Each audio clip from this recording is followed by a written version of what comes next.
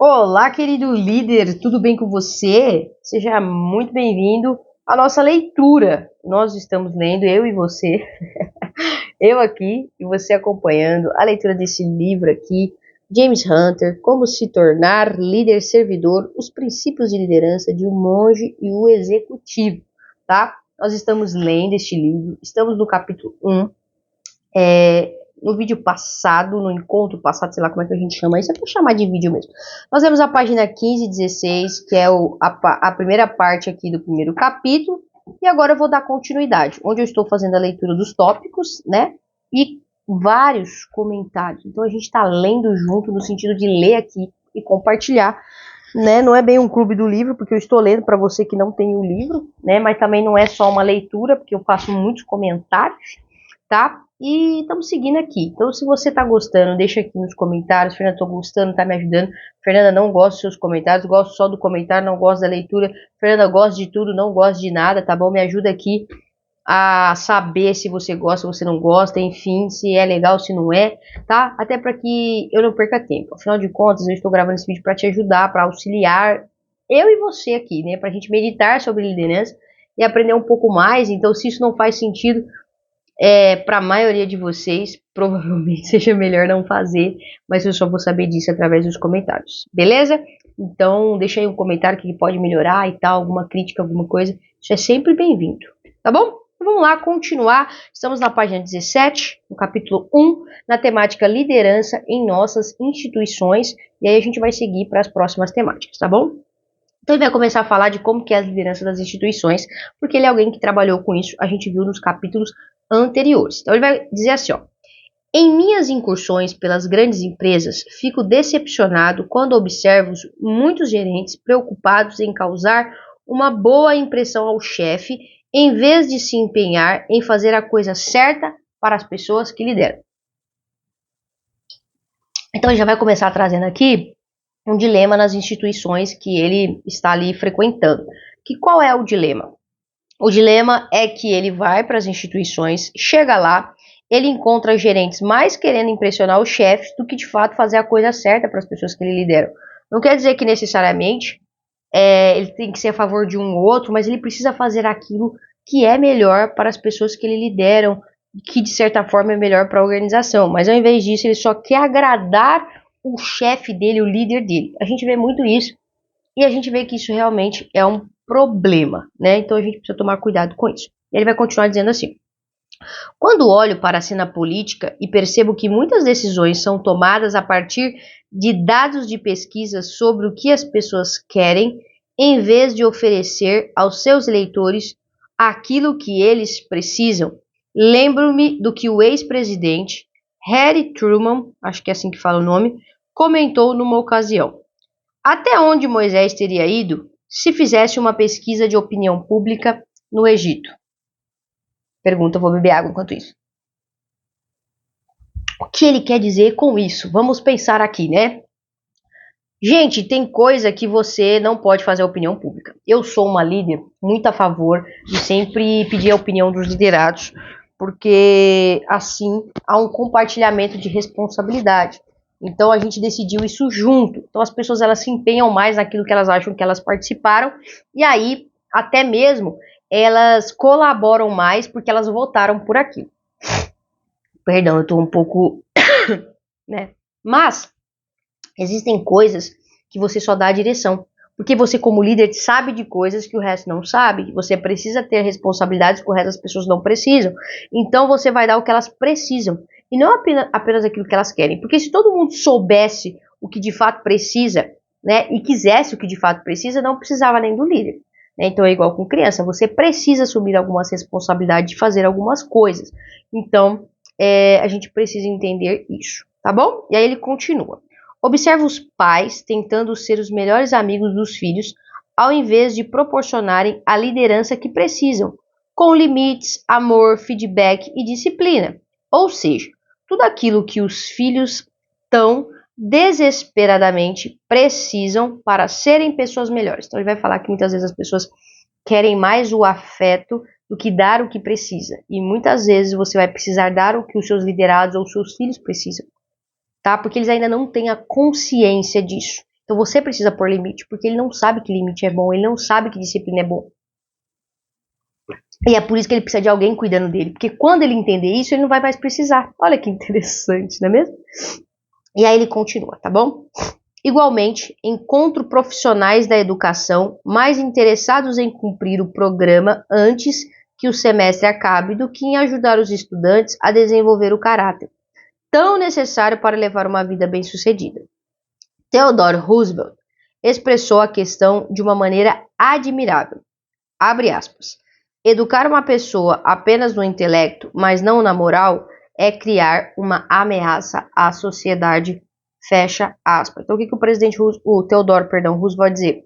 Quando você educa uma pessoa, dá inteligência, dá capacidade para ela, mas não cuida, não ensina ela a lidar com as questões morais, as questões do caráter, você cria uma ameaça, porque essa pessoa ela vai ser egoísta, ela vai pensar só nessa, ela vai fazer coisas que provavelmente, ao invés de ajudar o todo, pode prejudicar o todo. A gente vê muitas pessoas assim. Muitos pais pagam escolas caras, muitas coisas para as crianças, mas se esquecem de ensinar as coisas básicas. E o que a gente tem hoje? Pessoas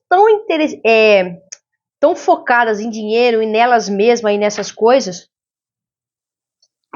que o mundo tem virado uma bagunça, gente, uma bagunça de falta de respeito e de muitas coisas, e isso não tem sido bom. A gente tem percebido isso. Então a gente precisa pensar sobre isso também, tá? Mas vamos lá, vamos dar continuidade.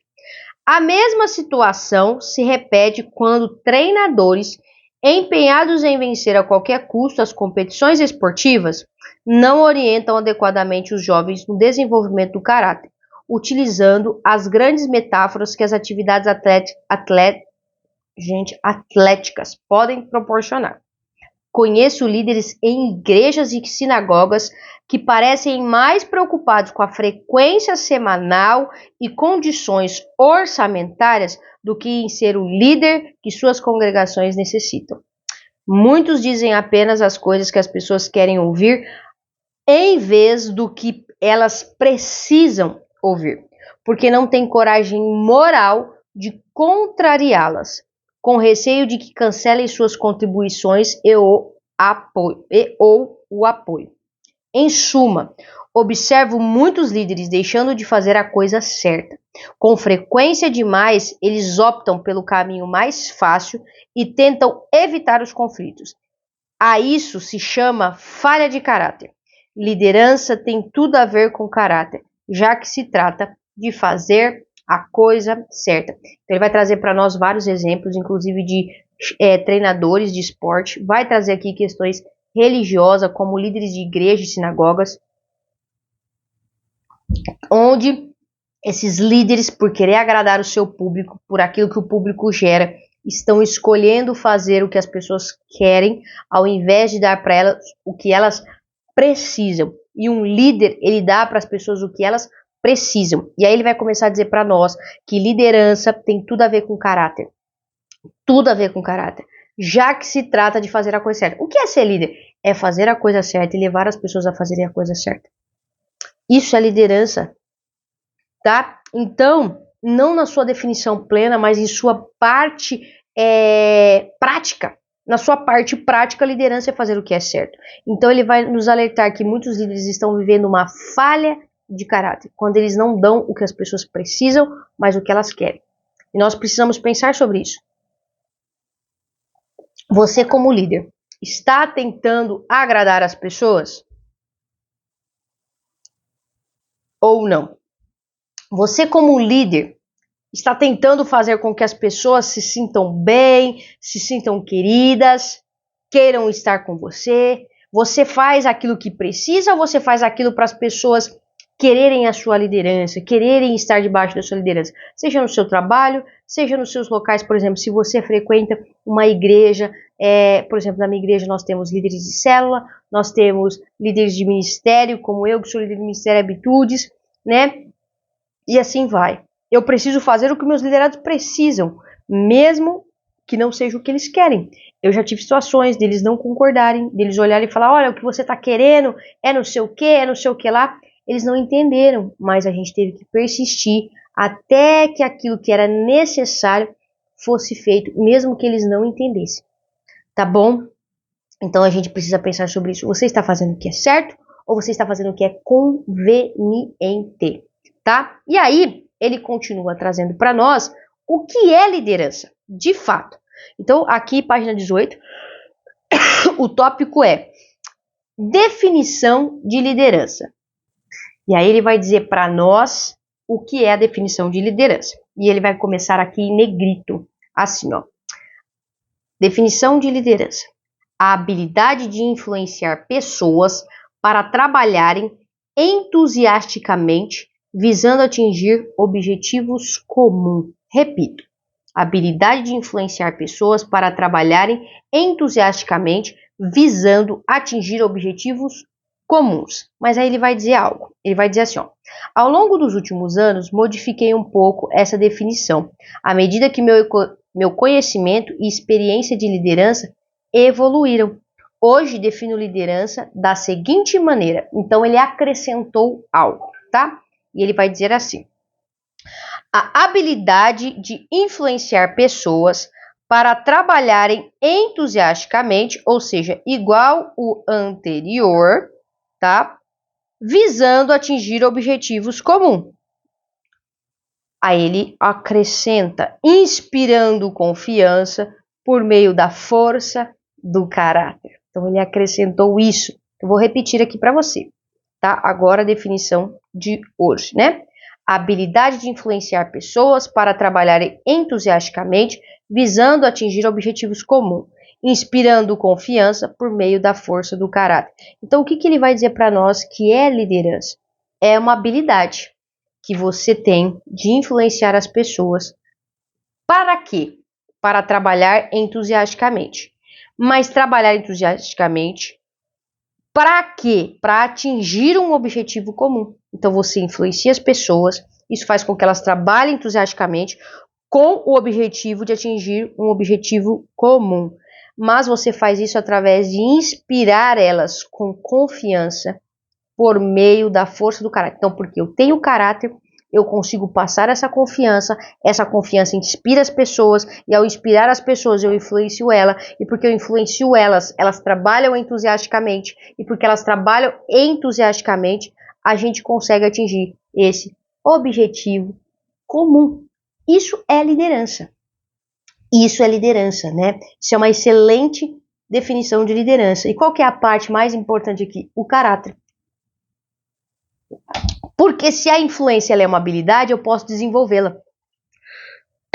Mas caráter, eu também preciso desenvolvê-lo, eu também preciso tê-lo, eu preciso trabalhar o meu caráter constantemente para que ele seja desenvolvido. Então a gente precisa pensar nisso, tá? Pensar nessa definição de liderança, tá bom? E aí ele vai concluir aqui é o seguinte: nessa definição, as palavras fundamentais são habilidade, influência e caráter.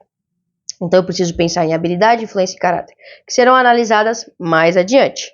Antes de continuar, porém, vamos avaliar o que não é liderança. Então ele vai dizer para nós o que é liderança, vai dizer que as partes fundamentais é habilidade, influência e caráter. E ele vai dizer para nós o que não é liderança. E aqui na página 19 ele começa com o tópico liderança não é gerência. E ele vai dizer assim, ó: gosto de começar meus seminários de liderança com a seguinte declaração. Aí deixa eu pegar um negócio aqui. Sempre parto do pressuposto que todos vocês são excelentes gerentes. Então ele começa os seminários de liderança dele pressupondo, né? Ele parte do pressuposto que todo mundo é bom gerente. Todo mundo que está ali no seminário de liderança é um bom gerente. E normalmente é, né? Mas o que ele vai dizer? Que vocês são excelentes gerentes. Possuem uma sólida competência técnica e são eficientes na realização de suas tarefas. Ou seja, vocês são excelentes gerentes, vocês possuem uma sólida competência técnica e são eficientes na realização de sua tarefa. Por isso,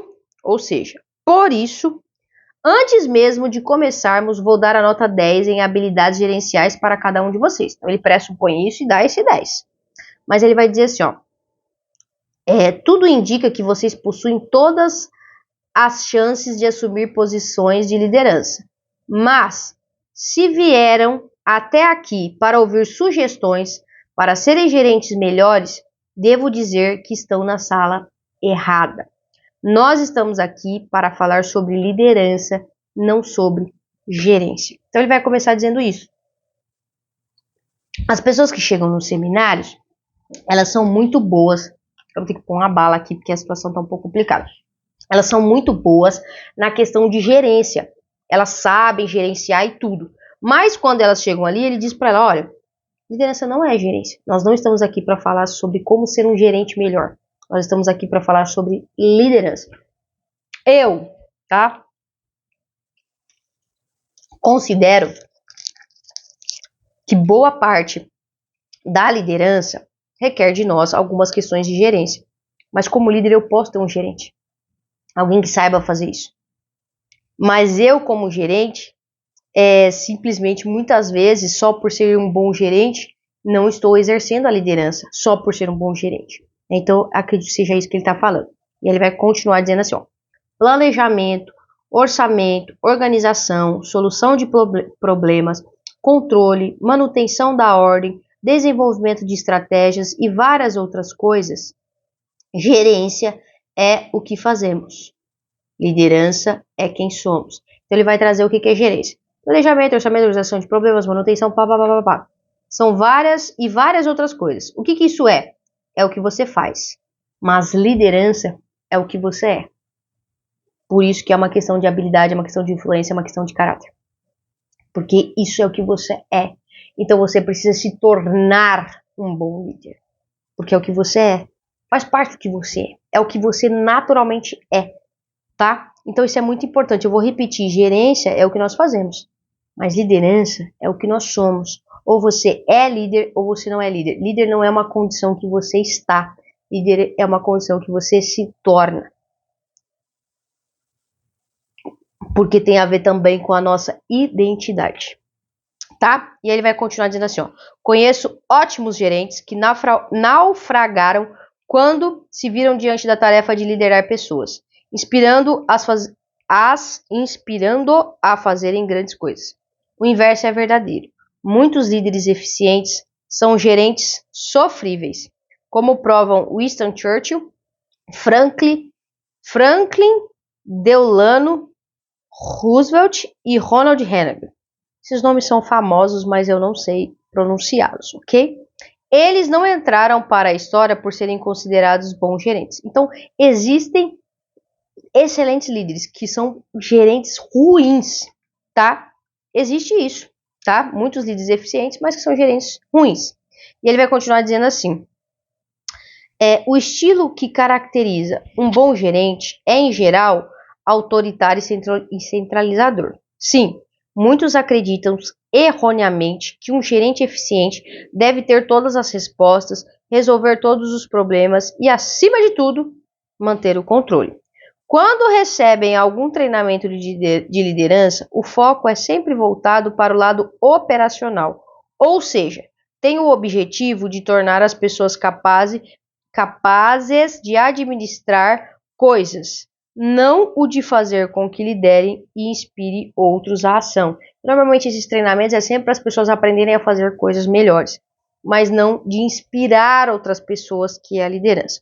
As habilidades técnicas orientadas para o resultado que levaram muitos gerentes à posição de liderança não são exatamente as melhores ferramentas para inspirar os outros a fazerem um bom trabalho. E ele vai dizer assim, ó, liderança significa conquistar as pessoas, envolvê-las de forma que coloquem seu coração, mente, espírito, criatividade e excelência a serviço de um objetivo.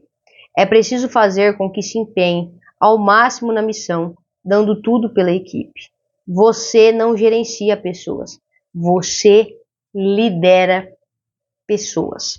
Então o gerente ele deve existir numa organização, ele vai gerenciar programas, situações, coisas, mas pessoas, você não gerencia elas, você lidera elas, tá? Então eu vou repetir, a liderança significa primeiro conquistar as pessoas. Você, através daquilo que você é, aquilo que você faz, que revela isso que você é, você conquista as pessoas. E aí você, através dessa conquista, você envolve elas de forma que elas, por escolha delas, coloquem o coração delas. Ou seja, os sentimentos, a mente delas, ou seja, a forma de pensar, o espírito delas, ou seja, né, esse motivador que tem nelas, que é o espírito delas, a criatividade delas, a excelência delas, ou seja, aquilo que elas têm de melhor para entregar, a serviço de um objetivo. Então elas colocam tudo, a essência delas, o ser delas, a serviço de um objetivo. É preciso fazer com que as pessoas se empenhem ao máximo na missão, dando tudo pela equipe. E é isso que um líder vai fazer. É isso que quando você lidera, você precisa ter como resultado. E, gente, isso é um desafio muito grande, mas a liderança ela tem muito a ver com isso, com o que a gente é, com o que a gente se torna. Se a gente não se tornar algo, as pessoas não vão seguir a nossa liderança. Eu falo que o meu maior trunfo como líder não é as minhas habilidades, mas é ter me tornado líder aos olhos dos meus liderados. Por quê? Muitas pessoas viram eu me tornando uma líder. Eu tinha habilidades, as minhas habilidades, o meu jeito atraía as pessoas. Só que eu estava num processo de mudança. Então elas não permaneceram por aquilo que elas vieram, mas por aquilo que eu estou me tornando. E por mais que às vezes elas sintam saudades, ou elas até se remetam àquilo, e muitos fazem isso, né? Muitos também respeitam por aquilo que eu estou me tornando. Porque eles estão vendo isso. Então liderança é vida na vida. É entender isso, é inspirar, é conquistar, é revelar quem você é. Porque liderança tem a ver com o que você é e não com o que você faz. Então a liderança ela é um lugar de muita vulnerabilidade. Você vai ter que se abrir mais do que todas as outras pessoas. Você vai ter que se revelar mais do que todas as outras as pessoas. E isso é um grande desafio, tá? E aí ele vai continuar dizendo para nós que liderança não é ser chefe. Então ele vai continuar dizendo. Vou continuar lendo aqui para nós finalizarmos essa parte, para a gente passar para próxima, tá bom? Apesar do vídeo já tá grande, a gente continua aqui. Liderança não é ser chefe, tá na página 20. Nos Estados Unidos, muitas vezes confundimos bons profissionais com bons líderes. Um executivo bem-sucedido não é necessariamente um líder de sucesso. Então ele falou de gerência, então liderança não é gerência. E aqui ele vai dizer que liderança também não é ser um chefe. Você pode ser um dono de empresa bem-sucedido, mas isso não é necessariamente quer dizer que você é um líder de sucesso. Ele está tirando alguns paradigmas. Você pode ser um bom gerente, você pode ser um bom dono de empresa, mas isso não quer dizer que você é um bom líder, porque ele está trazendo o que é a liderança, tá? O famoso investidor Warren Buffett, eu acho que é assim que fala o nome dele, não sei, comenta, abre aspas, já vi seres humanos nada edificantes terem sucesso no mundo dos negócios. Eu gostaria que fosse o contrário. Então ele vai dizer, já vi seres humanos nada edificantes, que não edifica ninguém, terem sucesso no mundo dos negócios. Ele gostaria que fosse o contrário, né? Que não fosse assim. E aí o livro aqui continua. A mídia, né, adora idolatrar e demonizar as estrelas do mundo executivo. Glorificados em capas de revistas, eles são tratados como os grandes visionários, estrategistas refinados, gurus organizacionais e gênios táticos. Estas são importantes habilidades gerenciais, mas têm pouca ou nenhuma relação com a arte de liderar e de influenciar pessoas para darem o melhor de si. Então a mídia traz essa glorificação em capas de revista e tudo mais, mas o que eles trazem? Eles trazem essas questões, esses visionários, gurus, enfim. Gurus organizacionais e gênios táticos. Ele vai dizer, essas são importantes habilidades gerenciais, mas tem tão pouco ou nenhuma relação com a arte de liderar. Então eles exaltam aqueles que têm algumas habilidades, mas que não são necessariamente bons líderes. Ele vai dizer assim, ó, essa tendência para a exaltação da liderança só a torna mais remota e inacessível para o supervisor. Então ele vai dar exemplos aqui. Treinador, pai, mãe, pastor ou professor. Em suma, para quem está nas trincheiras tentando liderar seus respectivos grupos. Então ele vai dizer que a mídia fica exaltando essas lideranças super megas aí, de pessoas que estão nesses negócios aí, famosas, enfim, não ajuda, não traz aí, né, algo bom para essas pessoas que estão aí de fato tentando liderar. Então ele vai dizer assim, ó, lembre-se de que não é preciso ter um cargo de chefia ou hierarquicamente importante para ser um líder e influenciar outras pessoas a terem mais entusiasmo, mais empenho, mais disposição. Enfim, para se tornar o melhor que podem ser. Então ele vai dizer que a mídia faz um desserviço em relação a isso, porque ele está lembrando a gente de que não é preciso ter um cargo para ser um líder e influenciar as pessoas. Porque você só precisa ter esse desejo de influenciar as outras pessoas, não só o desejo, mas a habilidade, enfim, a terem mais entusiasmo, mais empenho, mais disposição. Você pode, independente do seu cargo, da sua hierarquia, levar as pessoas a ser o melhor que elas podem ser. Você pode ser a faxineira e fazer isso. Então não depende do seu cargo. E ele está deixando isso claro, tá? E aí ele continua. O que define a palavra liderança é a capacidade de influenciar os outros para o bem. Então, uma forma de definir liderança é influenciar as pessoas, é a capacidade, né, essa habilidade que você tem de influenciar as pessoas para o bem. Se você consegue influenciar as pessoas para o bem, talvez seja só porque você chega no horário, só porque você faz as coisas certas, você influencia, independente do seu cargo, mas é porque você faz isso. E a forma que você faz inspira as outras pessoas. Ele continua dizendo assim, ó, as equipes realmente eficazes não são comandadas por ditadores ou autocratas. Na verdade, nas comunidades que surgem naturalmente, todos são líderes, assumindo cada um a responsabilidade pessoal pelo sucesso da equipe. E aí ele continua. Todos deixam a sua marca na equipe. A única questão é o tipo de marca que cada um quer deixar. Então, vou repetir. Na verdade, nas comunidades que surgem naturalmente, todos são líderes. Por quê? Cada um assume a sua responsabilidade pessoal. Então, cada um assume a sua responsabilidade para que a equipe tenha sucesso. Todos deixam sua marca na equipe. Então, todo mundo traz aquilo que é necessário, aquilo que tem de bom, para que a equipe tenha sucesso. A única questão é o tipo de marca que cada um quer deixar. Que tipo de marca você quer deixar? Você assume a sua responsabilidade pelo grupo, deixa a sua marca. Mas qual é a sua marca? E ele continua dizendo assim, ó, eu fui testemunha desse princípio há pouco tempo, quando viajei pela primeira vez pela uma linha aérea aqui que eu não vou saber falar, que, como já mencionei antes, uma empresa de liderança servidora. Sua vocação está expressa até mesmo na sigla pela qual ela é conhecida na Bolsa de Valores de Nova York, LUV, L-U-V, tá? Cuja pronúncia se assemelha à palavra love, L-O-V-E. Não por acaso o slogan dessa empresa, a empresa aérea que o amor construiu. Ou seja, o slogan da empresa é a empresa aérea que o amor construiu. Eu estava bastante animado, pois os comissários de bordo são conhecidos por seu bom humor e eu queria verificar se eram mesmo verdadeiras histórias de lideranças servidoras dessa empresa.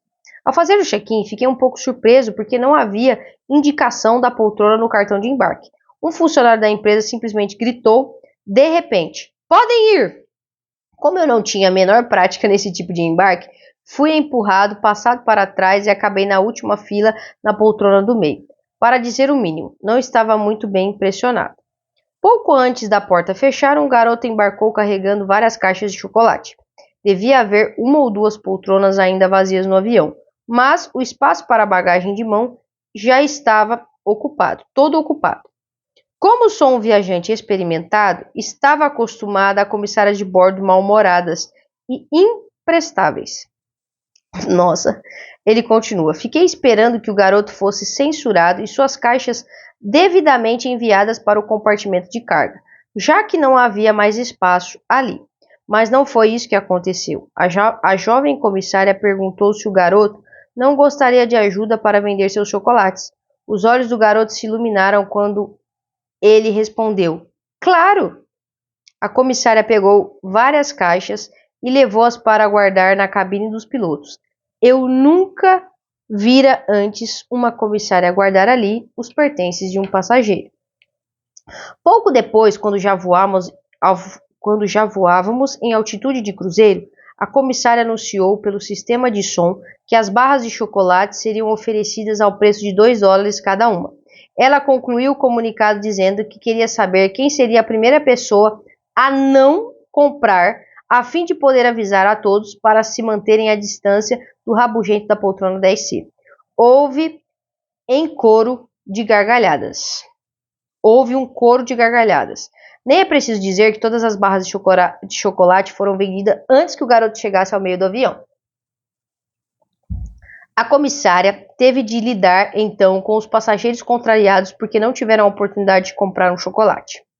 Uma pessoa levantou e ofereceu $5 pelo chocolate que havia sido vendido minutos antes por $2, mas ninguém se interessou pela oferta.